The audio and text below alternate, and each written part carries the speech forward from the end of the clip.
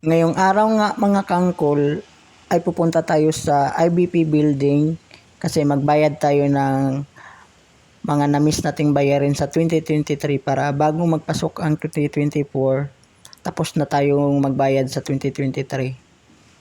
At ngayon nga mga kangkol, habang pupunta po tayo dun sa IBP building, huminto muna tayo dito sa Mega Mall kasi nakita ko yung kapaligiran, nakakaamis talaga ang kalinisan. At ito palang building na yan, school po yan. At itong may papasok na sasakyan kulay puti, yan yung Mega Mall mga kangkol. At dito tayo sa overpass. At saka maya maya mga kangkol, ipakita ko rin sa inyo ang Malahugis Barko na building. Dito lang yun siya matagpuan, malapit sa Mega Mall mga kangkol. Para kang nasa Singapore talaga. Ito na mga kangkol, ayan, yung kulay itim na building na yan. Para siyang hugis barko talaga. Tsaka dito mo rin makita ang mga iba't ibang hugis na mga building. At medyo hindi ganong traffic ngayon, si tanghali na. At ito yung ano nila, Christmas decor. Dito tayo sa ano ngayon, Ortigas Highway. Yung building na yan, para din siyang hugis bilog.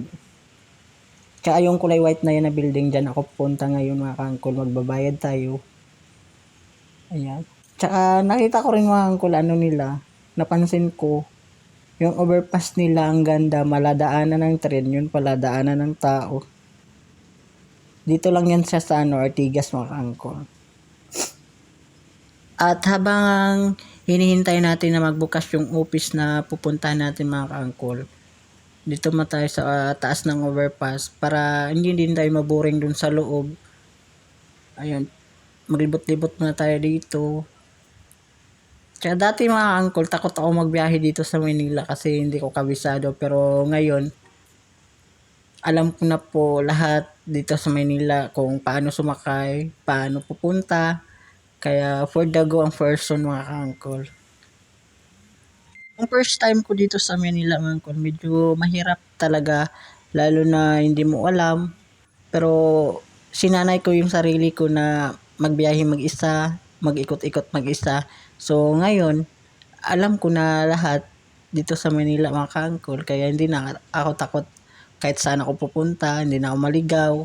Kasi gano'n naman talaga eh. Sa umpisa lang mahirap, pero pag matagal na, madali ka nang makapunta kahit saan mo gusto dito sa Manila. At pansin ko rin dito sa Ortigas Highway mga kangkol, sobrang luwag.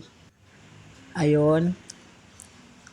Maluwag yung daanan nila, hindi ganong traffic, hindi katulad doon sa EDSA. Grabe sobrang traffic, hindi halos gumagalaw yung mga sasakyan doon.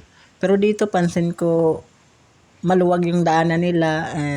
Mabait din ng mga tao dito sa Ortigas. Ayun. Ito yung bypass nila. Kahit sobrang lakas ng ulan, hindi ka talaga basa dito kasi akala mo maladaanan ng train, yun pala daanan ng tao. Grabe. Talo pa nila ang Pasay overpass. Dito sa Ortigas ang ganda. Ayun, ang linis pa ng kapaligiran. Ayun sila mga angkol. At dahil malapit na ang oras ng bukas ng office ng puntahan ko mga kaangkol. So, hanggang dito muna tayo mga kaangkol kasi magbayad muna tayo para hindi tayo mabutan ng ulan. So, thank you for watching mga kaangkol and don't forget like and subscribe, share on my YouTube channel. And thank you pala sa mga lahat ng solid supporters ko. Bye-bye!